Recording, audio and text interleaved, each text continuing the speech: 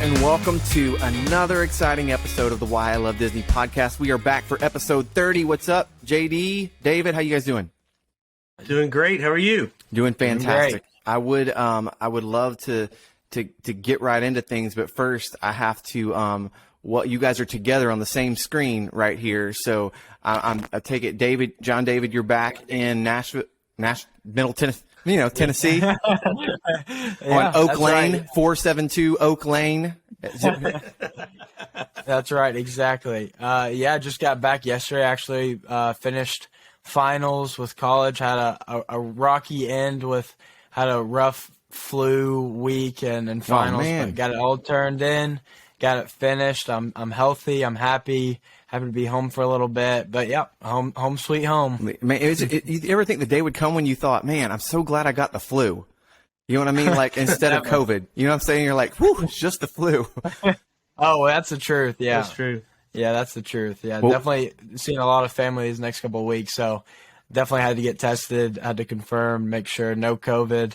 All healthy now. Good deal. Well, we're glad you're feeling better. Glad you can make it. We're a little late on our episode, but man, better late than never. And just because of the wait, I'm just telling all this content's going to be even better than ever. Right? It's going to be a blast. David, have you had a good week?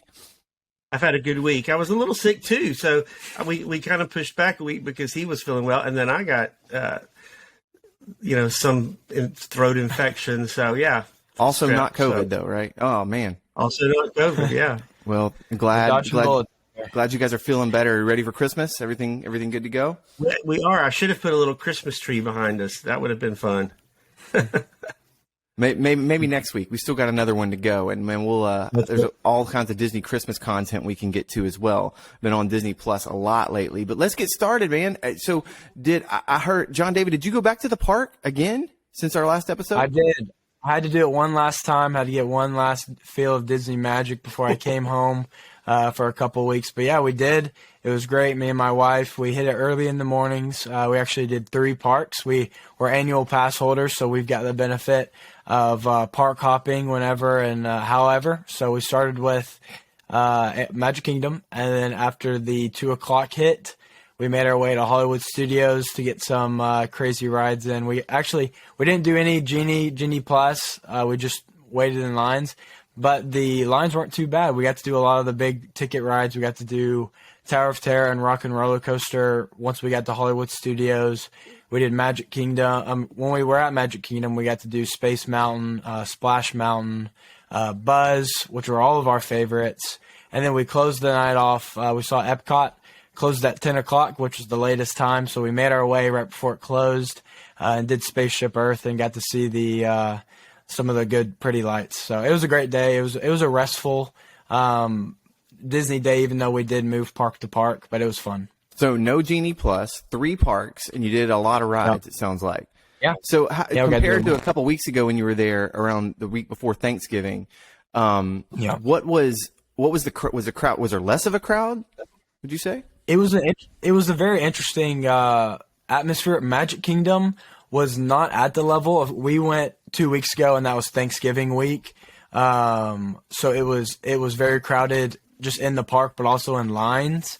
Magic Kingdom was crowded, both in lines and just around the park and all the food lines and things like that. But once we went to Hollywood Studios, the lines were not bad at all. And same with Epcot. It seemed like there were a good amount of people there, but it started to die down towards the end of the day. Was this a weekend or a weekday? This was weekend. We went this past Sunday. Okay, so you're there on a weekend too, and crowds kind of manageable. Yeah, manageable. It's a good day when we get to do all of our favorites and not have to wait a crazy amount of time. Yeah, no Genie Plus. And how far in advance did you have to reserve that day in the park? We didn't have to reserve it too much. It was, even though it was a weekend and it was December, we weren't too close to the Christmas week or New Year's. So I think we only reserved the day about a week in advance. So you were just able to say, okay, I think we're going to go next weekend, and then just get on, reserve your spot, had no problems with that, and probably could have even up to the day before based on the crowd levels that you saw, right? Yeah, and that's a great thing about being an annual pass holder. And this being able to park hop has been great, because even on days that, let's say we wanted to do Hollywood Studios, but that day for that park was closed, usually we haven't had an instance where they wouldn't let us park hop to that park, even if it was full, to get reservations for annual pass holders. You haven't run into that yet at all. That's awesome. So how about this? How about for a quick tip, just give us a tip on how in the world do you navigate 3 parks in a day? Do you have to be an expert to do this? Do you kind of got to have a plan of transportation? Do you got to know what time to hit the monorail? Like, what's the strategy for hitting 3 parks in one day? Yeah, so typically I would say yes, you would need to plan ahead. This time we actually did not have the intentions at all of park hopping. We were planning on spending the whole day at Magic Kingdom and just kind of sitting and resting and just doing the fun things we wanted to do. I would say the best way to do it, if you do it and if you don't plan ahead, is just to do your absolute favorites. Again, we started with Magic Kingdom. We did Tomorrowland, and we both made a list of things that we really wanted to do that day, and we got it done pretty quick. So then we had that luxury of saying, okay, do we want to go to Hollywood Studios? And then we made it happen, and it was the most nonchalant, just kind of happened park hopping day that I've never really experienced, which was really fun. Yeah, that's cool. But typically, me and Dad, before in the past, we've done a lot of parks. A lot of park hopping, and it usually does take a lot more planning, a lot more, okay, we're going to leave this park at this time, instead of just saying, we're going to ride this ride and see what happens. We've definitely park hopped 4 parks in a day and done all the e-ticket rides before. You've got to be ready, and you've got to be ready to move fast. Yeah. You can't. The fast walk. You got to be a fast walker. Is there a hack? So you walk it, or is there a hack for like jumping on the Railway Express and getting off at Main Street and jumping on it? Is it always the monorail? Is that what you're using to get everywhere? Or is there other things you could think about using as well? Yeah, well, the monorail can be great, and the monorail's great for Magic Kingdom and Epcot and resorts. We have, again, the luxury of being a local, where we have My Vehicle, where we can completely drive. And another perk when you're an annual pass holder is you get free parking at any of the parks or resorts. So it's pretty carefree when you can do it that way. So did you drive to Hollywood Studios and Epcot? That's right. Okay. It's really nice when you've got the car down there and you've got free parking. Yeah. And because all the parks are in a really close radius, it's all in that Disney bubble. Mm-hmm. So it's not hard at all if you've got a vehicle there. I always thought it was. Go ahead. I thought it was a pain in the butt, and maybe it's changed to get from the Magic Kingdom out to the parking lot to your car. Like, you know what I'm saying? Was that not the case? Yeah. Is it pretty much just a quick and easy access? And well, it's a walk. I mean, you have to be prepared to walk. The luxury, we got there pretty early on the Magic Kingdom day. If you're going to do a lot of parks in one day, you definitely want to be at the one that's open the earliest, first, and, finish the park day at the park that's open the latest, which for us was Epcot. But for us, when we got to Magic Kingdom really early, we had a close parking spot. So when we were leaving, it wasn't as much of a hike, to get there. It would have been much worse if we had to walk to the very back of the transportation ticket center. Gotcha. Well, the question I think everyone wants to know is, did you get Nutella waffles or not? Not this time. We kind of had more of a budget for this one. We were trying to save some money because we've been going to the parks a lot this semester. It's funny. We tried some snacks when we went to Hollywood Studios. We had this Pop-Tart treat from Woody's Toy Box, or is it Andy's Lunchbox? It's Woody's Toy Box. Woody's Toy Box. No, you're right. It's Lunchbox. It's Andy's Lunchbox. I wish it was a toy. Hey, you could find half-eaten Pop-Tarts and the toy boxes downstairs in my basement. So that would actually fit the theme, too. I think it's Woody's Lunchbox. That's it. Okay. Yeah. It'd be funny if it was toy box and you did get half-eaten Pop-Tarts. That'd be perfect. Yeah, people would love that. The bite out of the crumbs. Yeah.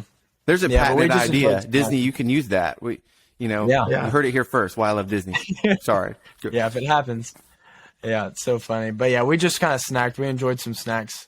I've seen those on a lot of vlogs. They look like Pop-Tarts, but they're different flavors. Yeah. Mm-hmm. That's pretty cool. Yeah, well, I'm glad you guys just had a great time. And when do you plan to go back, like next weekend? I mean, what? Not this week. This is Tennessee. We're back home for Christmas. Gotcha. You have a big break for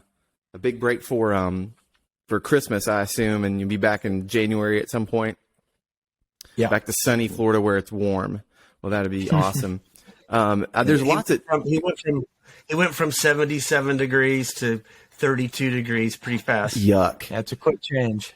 Yuck. I say I love where I live in Kentucky, but every winter I tell my wife, man, you just don't know what it was like to grow up in Central Florida. It's just a whole nother thing altogether in the winter. So, I mean, that's why it's the busy tourist season.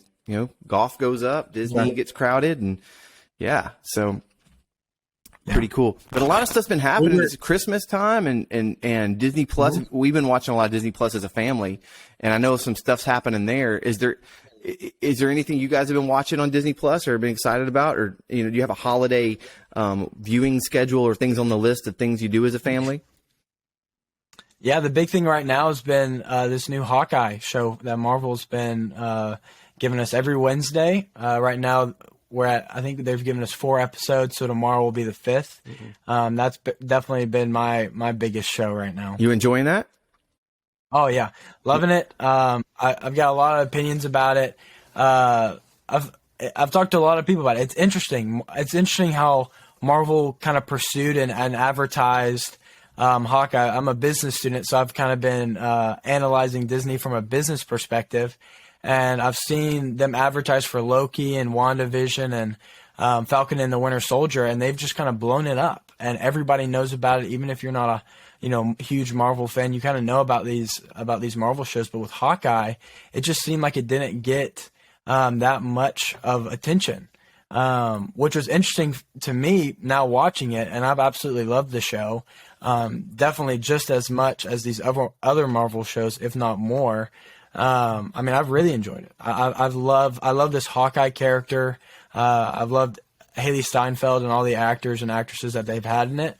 And I found it really entertaining and getting that different perspective and then that in-depth perspective of Hawkeye that we've really wanted to see. Yeah, I like all the trick shooting and the trick arrows, and that's really been a lot of fun. I feel like he hasn't had as much screen time. So it's really fun to see just a different side, a little more in depth of his character. I just finished episode 2 last night, and to speak to what you said, like usually, and I totally agree, like the marketing for this is much more low key than say Loki. And then, but seriously, I was talking to a friend the other day, and I'm like, yeah, we've been watching Hawkeye on Disney Plus. I'm like, well, what's that? We know Hawkeye, the Avenger. I'm like, is it a movie or? And I had to explain. No, it's a series on Disney Plus. He had no idea. And this is a guy with kids, and they're in the Marvel universe too. And so, yeah, the marketing on this is much different. I will say, my parents watched Hawkeye, and I was talking. My dad came in today. I forget how it even came up. He was in the office, and he says, "Yeah, we watch Hawkeye every Wednesday. It comes out, and Myra, his mom, and my wife will watch it with me." And your mom watches it with me. She never watches Marvel stuff. Like, she hates it, thinks it's all silly. She thought Loki was silly. She wouldn't watch WandaVision. But she loves Hawkeye. She thinks it's great. And can't wait for Wednesday for the next episode. But so I was kind of surprised by that too. So the marketing thing, it can't be, I don't think it usually when you see lack of marketing, you assume, well, this must suck. This must be something they don't want people to see as much of, right? But my experience so far, and I'm only 2 episodes in, I'm not caught up, is that it's actually quite good quality. It's good acting. It's interesting characters. It's a good Marvel product that I have no idea. Maybe the budgets, maybe they're just, trying a different approach.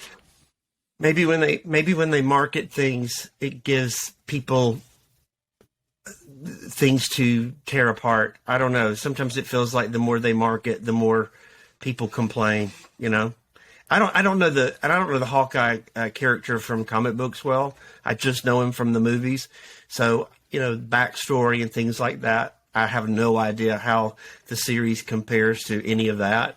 But just for show, I really enjoyed it. Yeah, I totally agree. Yeah, Can't wait to see more. How many episodes are there? Are going to be? There's 4 right now. There's 4 right now, and then tomorrow the 5th will. Well, do you know how many? Like, how many is all the other, like Loki was 6 episodes. I'm always disappointed there's not enough episodes. Is there 10 or 6 or 8 or 12? 8? I think it's going to go. Yeah, 8 sounds about right. Yeah, maybe it was 8. I'm not exactly sure. I have to check that out.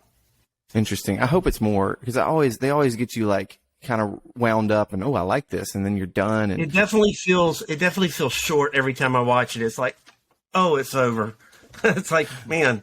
You think some of that too, the cost of producing a television series, with all of these movie characters, that your budget just on actors is probably way higher than it would be for a normal television program. So maybe that's why they're cutting it down a little bit. I don't know. Something to consider. We were watching, I was rewatching, my daughter was watching it today, and like one of the second or third episodes. Which one was it? Second or third? What were they watching? I think it was third. Anyway, it was like the third episode, and just there on there's a chase scene on a bridge, lots of cars. Excuse me, and we were talking about how, some scenes, Renner is in the seat, and some, it's got to be a stuntman, and just how long those chase scenes they're blowing things up is mashing for a TV show. I mean, it really is more a much higher budget, because there's a lot of reshooting where they would have to have multiple cameras shooting, because they're shooting inside the car, outside the car, from far away. I mean, there's a lot going on. You don't really think about that much unless you're rewatching it over and over.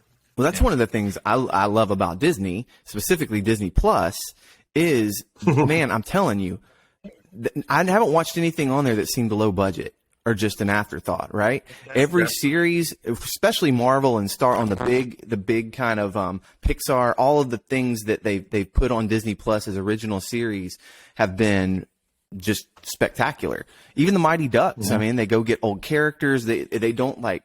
It doesn't feel like they're trying to pull one over and just get us to watch and make money off of it. It feels like they're trying to give fans what they want, and doing it with excellence too. And I love that about Disney Plus. That's why it's worth the money to me. I know I expect that all new series will match that sort of level of excellence and production value that they've given us so far.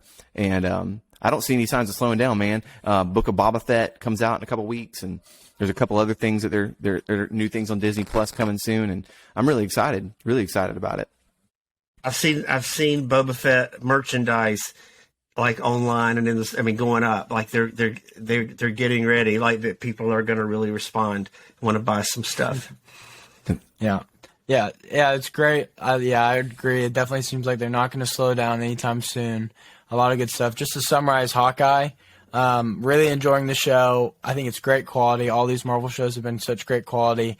And another thing about what I love about these Marvel series are not only are they just great shows, but they're these small pieces in this big puzzle of the Marvel universe. I love when I'm watching Hawkeye and there's these little callbacks to Hawkeye and Black Widow's relationship from the first Avengers movie. Mm-hmm.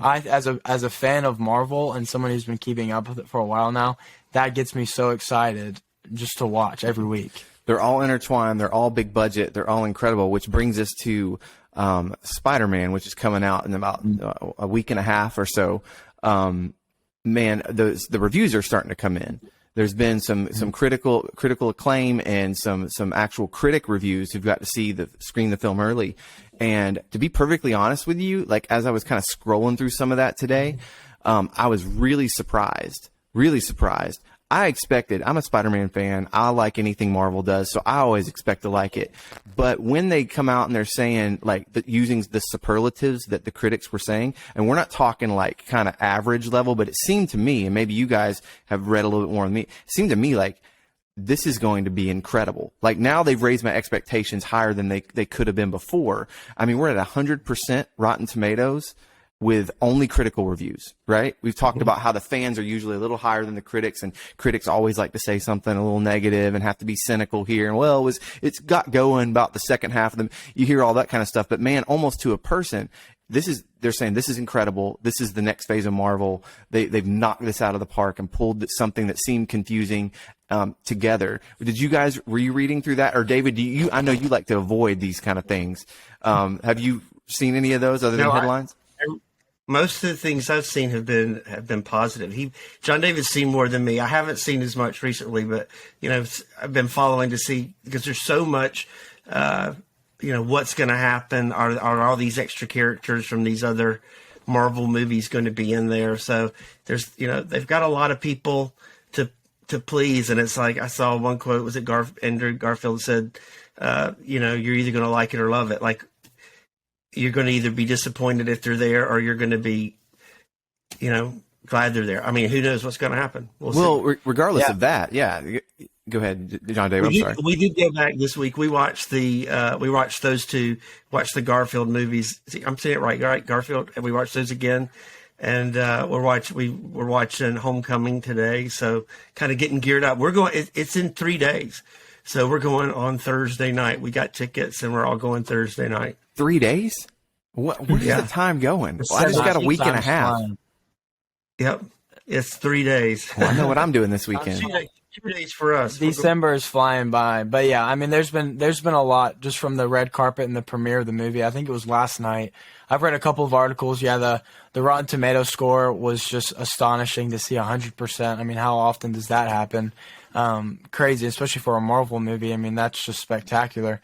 One thing for me, one kind of thought I had, I was watching the red carpet a little bit, trying to see what actors were there, because I wanted to see if Disney was going to hold off on the Andrew Garfield and Tobey Maguire to the absolute end. Are they not even going to let them be on the red carpet, or are they going to try and confirm it? And, of course, neither were in attendance. But for me, just, again, a fan who's just watching this kind of progress, one thing that's different about this, and when you get a good score from the critics, I remember when Eternals came out from the premiere, it started to get some backlash. And that kind of made me lose some credibility and lose that faith that it was going to be a great movie, and it made me more skeptical when watching it. So it's important to kind of look at those things, but kind of take them as, it's not going to dictate how you're gonna enjoy the movie, because what a critic thinks might not be what you think. But it's completely on the opposite side of the spectrum from Eternals, where critics were more apprehensive, and then for Spider-Man, they're saying it's living up to the hype. Wow. I definitely have noticed. One thing I've learned the past year, even with watching reviews on YouTube, is you have to remember that there are people that they want to be negative, because that's how they get viewers. So a lot of times they'll say worst Marvel movie ever, and you see that, and then you might go to Rotten Tomatoes and it's got an 86. And you're going, well, that can't be the worst Marvel movie ever. The crowd loves it. It's just that sometimes reviews are negative because that's what sells. And you have to. So I have watched less, because I have learned that if I see those beforehand, it colors my opinion when I'm watching the movie. So I tried to stay clear this time. Sure. So I'm glad it's getting good reviews fast. Me too. I've got a rule of thumb, though. I call it the Rocky IV effect. Go look at the Rotten Tomatoes on Rocky IV. It's terrible, but it's my favorite Rocky of all. It's so campy and cheesy, but man, that's what makes it great. It makes it last the test of time, and they were able to reboot it for Creed 2. And so I kind of have this rule that, there's a reason for critical reviews, and they have their place, and I enjoy reading and kind of keeping up with that. But I try not to if I really want to see something, I have my own list. I'm my own reviewer, my own critic, right? And so I'm like you, David. If I see too much, I don't want to go in with a jaded or cynical, or even even my expectations too high. Now I'll worry about Spider-Man. Like, my expectations are now sky high. What if it doesn't quite live up to it, and am I going to be disappointed? You know what I'm saying? But generally, I don't have that problem. I'm pretty optimistic. That's why I love Disney too, is they always meet my expectations. Like, I can't remember any Marvel movies, or really any Disney movie that I went to that I was like, well, that was a total waste of my time. I mean, there's some entertainment's good, some's great, some's phenomenal, but it's all good. I mean, it's all very good. So it's rare that in this area that there's going to be something that's so bad that it's not worth one watch. Okay, all right. Now, this is not what we do in this podcast, but since you just said that, is there any Disney movie or Pixar or in the any in the universe of Disney that they own now, any movie you've ever seen that you do in fact say that was a waste of time, that was not good? Well, I think that if you went back and Ever. watched some comedies from the 60s and 70s, the Disney live action today, some of that seems very dated. Yeah, but that's not the same thing. You probably liked them at the time, and it's but I'm talking about you watch it and you're like, ugh. The one, well, yeah, we talked about one on here. The one that I was most disappointed in was Artemis Fowl, because I thought that is such a great book series. Mm-hmm. And it was like, how did you take something that was great and you brought it down to, I mean, I didn't mind watching it, but when you know the source material, you're like, why? How could something that was written well go to be written average? I don't get when they change things. It's like they're looking for they're trying to find the spot for some audience that they're certain of, but this book series already has a huge following. It's like, it's like if you changed Harry Potter, it's like you don't do that. This audience knows these books. Why wouldn't you just stick with the material? I mean, so it's that kind of thing bothers me. But see, I don't know that, and I don't know Marvel that well. Like, I can't tell every time they've changed something. Of course, comic books change all the time. Characters die and then they come back. But my question is more just, did you not like something? Like, you just like, ugh, I could live without that one. I can't. I mean, I didn't really like that. I mean, again, because Artemis Fowl was just like that's newer, very average to me. It seemed like something that should have been a TV show instead of a big box. And it had great potential. It had good actors. It had good, a great young actor playing that part, and you just kind of feel like, oh man, it was a dud. This should have been I agree better. with that. What about you, John? I still gave it when we graded it, I still gave it like a 6 because it was still fun to watch. Have I watched it again? No. So you didn't hate it, but you didn't like it, is what you're saying. But then and if that's what you're saying, then you generally like them all. There's nothing you hate in the Disney that you can think of at the moment. No. Would anybody? What? I don't know. I'm trying to think. Destin, what would you say? What would be I want to hear what your last thing you watched that you would just not watch again, that you just thought was a waste of time. Oh gosh. In the Disney catalog, I can't really think of anything either. I like the Artemis Fowl a little bit more than David, but I'd read the first book, but that's it. I didn't have quite the context that, somebody who knows the characters more do. But I agree with your assessment. It kind of was a dud. I probably wouldn't watch it again. I want to see them get more. I want more franchises. Like, I wanted that movie to be so great that we got 2 and 3 and 4. Right. Like, that should have been epic. It was great source material for an epic, and we didn't get it. And it was an epic about a kid. And that's like, I just wanted to see that happen. We just don't get the franchises that I think we should out of some of these live action movies. I'm not also, I say that this would be controversial, but I don't love the live action musical remakes. I've enjoyed them all, but I don't rewatch them. Yeah. Like, classic animation, I could watch it over and over. If it was on, I would get pulled in, but I would not seek out the live action. That's a great musicals. point. Now that you say that, and they're really good. They're really good, but they're not. I haven't seen the live action Beauty and the Beast. Oh, really? That's probably been my favorite. Really? Out of all of them, Beauty and the Beast has probably been my favorite. Well, I was about to say the reason I haven't seen it is because it didn't look good to me. Really? Yeah, but maybe I need to check it out. So I can't say I hate it because I haven't seen it, but I agree with you on the live action musicals. Even my kids got bored in The Lion King, right? They're like, we've seen this. Yeah, right. And I think there has to be a good balance where you don't take away, but you add.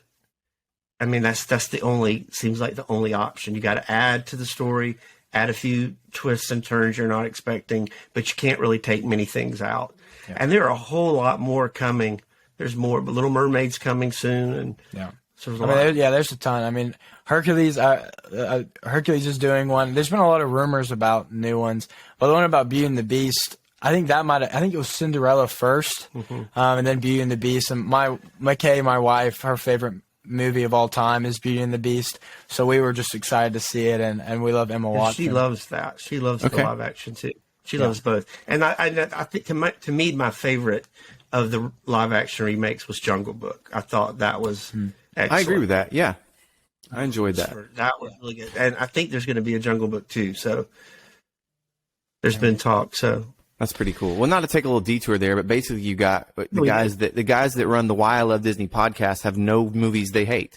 So surprise, surprise, we're optimistic and we love everything. We love it all. Well, I'm not like we should talk about Star Wars too. There's so many people that are so negative about all the new Star Wars movies, but I don't know all the backstory and all the books and all the novels and all the comics like some people do. So when I go see the movie, I'm just kind of seeing it as a night of entertainment. And I will say, like, none of the last three were things like I would watch over and over, like the original three. I could watch those over and over and over. But they were good for, but there are a lot of people that are very critical about the Star Wars and the publicity and the marketing and how they go about writing these stories and these characters. So, I think there's a certain component too of it's been around so long that the core fans feel a lot of ownership. And I also think they feel more licensed. This is how it should be. And if it's not, I'm going to express. And we also now have social media where you have it in podcasts where everybody has a platform to voice their pleasure or displeasure, right? And there's immediate feedback. And with Star Wars in particular, I think that's a geeky, hardcore fan base who cares a lot about these characters, and they remember the magic when they were kids, when they saw these things for the first time, like you and I with the original trilogy. And then there's another group that experienced the prequels first and actually have a lot of affinity for them. So much so that there's a market where they're bringing back Kenobi and Hayden Christensen, right, with the new series. Right. And I actually have some friends who are older than me who they like those three the best. It's weird.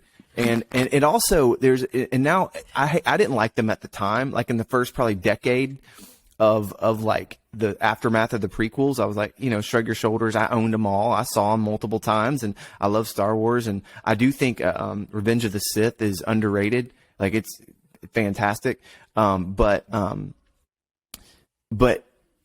now I look back at them, and there's a unique little charm factor of they feel like that era, right? Of that computer animation and this new technology that sort of seemed so dorky and cheesy at the time. Now it feels like the era in which they were made.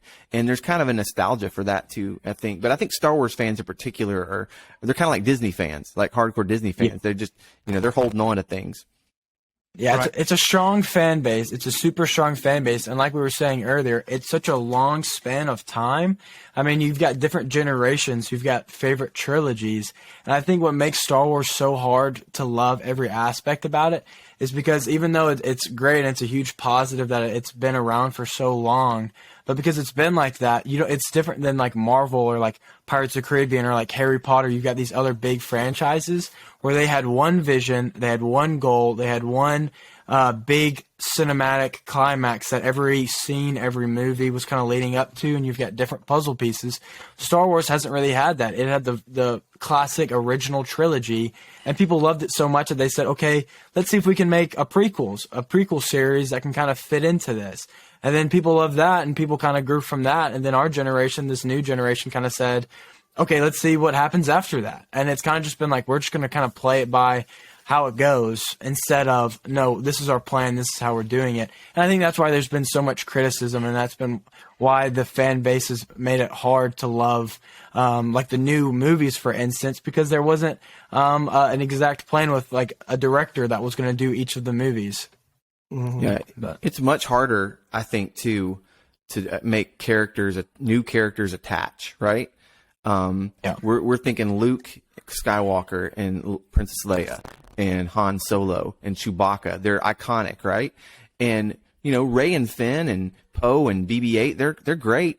But do you really think in the sea of stuff we have in pop culture right now that they've made the impact, the lovable impact, and your kids are dressing up as these people for Halloween year in and year out? And I just don't see that kind of lasting thing with the new characters, which could be, I don't know why. Maybe they will. Maybe over time it'll grow and those things will grow even more. And that's not even a criticism. I enjoyed the new movies. I really did. I've seen them all multiple times.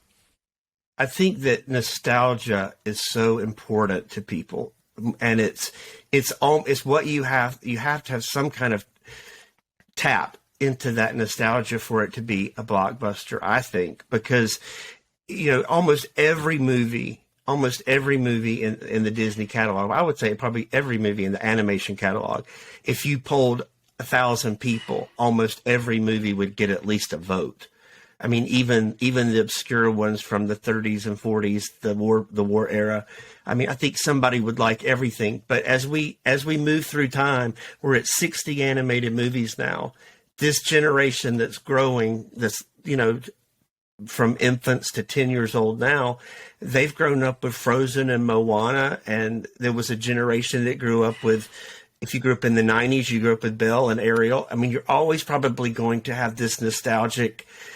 I think that's the best. And it's going to be what hit you when you first fell in love with those movies. And so it's harder as you get older to go, oh yeah, this new movie is my favorite thing. Because you've got 20 years of loving something. So it's hard to displace that. I think that's what happens with Star Wars. You've got people who've loved it since the 70s. So it's hard to make something new that you're going to love as much. Because you don't have that nostalgic heart pull when you just see it like you did back in the day.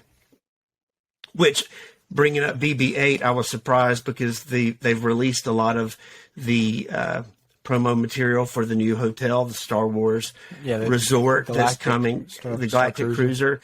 And a lot of it, the coloring was white and orange. It looks like BB-8. Like the hallways look like BB-8. So into the new Starship Cruiser, it looks like the new movies. Interesting. So, well, I think the timeline of, correct me if I'm wrong, the timeline of Galaxy's Edge is during the last trilogy, right? So they're trying to keep some of that the same, but also I haven't seen that coloring yet, but the Rebel Force has always had that orange color as kind of their that's true. The flight suits were orange, right? And right. So I'm interested, but we were talking a little bit before this. I've been fascinated with this Galactic Starcruiser Star Wars experience. I'd love to go, and then they announced it, and I was like, "Holy cow!" I'm gonna have to mortgage my house to go for 2 days. But I know they've released. They started booking that, right? And there's been some. They've released another like look at it, if you will, or some promo materials. There were some publicity shots and some videos that came out, and so I saw the negative response before I actually saw what Disney put out, and some of the things that I've heard, and I'm not tearing it down because I haven't seen it yet. I've just seen the pictures myself. But a lot of the people are, saying it looks more like Star Wars, not Star Wars. It looks more like Star Trek than Star Wars. The characters are not, they're not things you already know.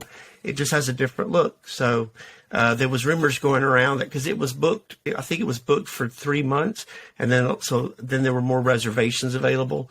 So did some people cancel when they saw the new promo materials that maybe it just got closer to the date and they canceled. Or it could have been, I can't afford it. Or it also could be maybe they didn't have the rooms available yet. They're still in construction. Right. There's a lot of things.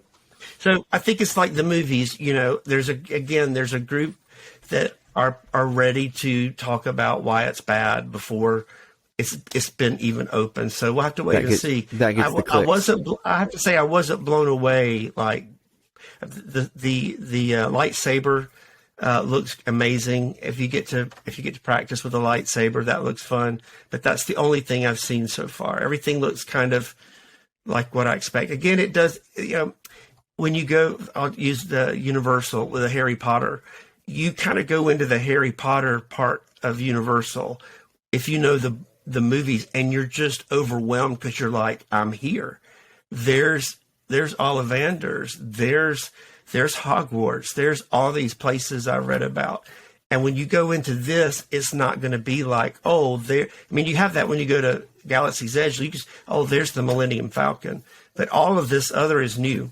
So there's not that, oh. And so I wish that, I mean, can you imagine if Universal does, and I bet they will at some point, if they do a Harry Potter immersive hotel that just goes off of the parks? People will be running around in robes and wands in the hotel. That will be amazing. I can't imagine. I wonder if that's going to really happen in Star Wars, in this cruiser like they expect. One thing that's interesting too, and I hadn't really thought about, is that, you know, you check in probably, if you went in on a Monday, you're checking in at like 3 and you're checking out on Wednesday at like 11. So you're not even there 2 days of time. So it's it's a few experiences, a few meals, hanging out in the room, seeing some characters, and you're out. So Well, I think the expense is what's making everybody so critical. Well, that's going to be We'll why see. it's going to be so important for those first ones to get it right, because what they've spent on this and the hype and just the expectations, like we said, with all these movies and all these things, they typically meet them or exceed them, right? So maybe this is Disney marketing plans. Like, we want to lower expectations just a little bit, so we can just knock them out of the park. Because I expect this to be amazing. But for what it costs, it better be, Well, yeah. I mean, and I can understand why it costs that if it's totally immersive. Like again, there's nothing. The one thing, you go to Galaxy's Edge and it's kind of immersive, except there are thousands of tourists crammed into that space that disrupt. That disrupt the immersion, because they're like normal people like you, and people aren't running around in Star Wars clothes. They're in park clothes. So if you could go to a Harry Potter hotel or a Star Wars hotel, or even any other Disney property hotel where you're as characters in the story, I mean, that's pretty amazing. We're going to find out soon. It's just got to be carried out. Yeah, because the thing is, I mean, when you look at Rise of Resistance, I mean, being in that experience in that 20-minute ride, even though it's more of a show, they keep people moving and they keep people so wrapped up in what they're looking at.